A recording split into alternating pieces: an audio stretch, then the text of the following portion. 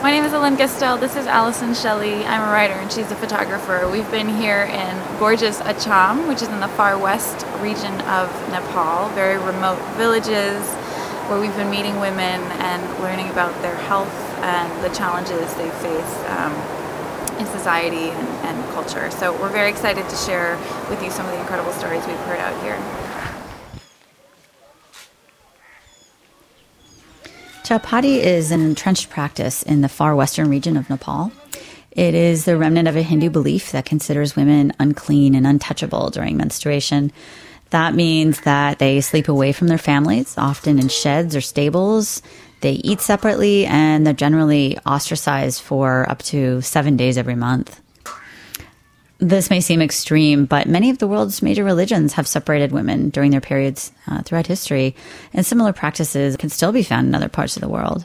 Part of what was so interesting about documenting Chaupadi was realizing just how isolated the region of Acham is.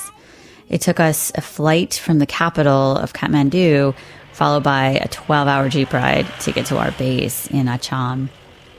And then from there, we drove 6 more hours to the end of the road and walked an hour every day to reach a small village called Rima in the foothills of the Himalayas. In Rima, there are a few solar chargers, but pretty much that's it for technology and modern comforts. No cell service, no TVs. The main connection to the outside world here is through migration. Most of the men and boys in the village head south to India to work, but many of the girls never go further than they can walk.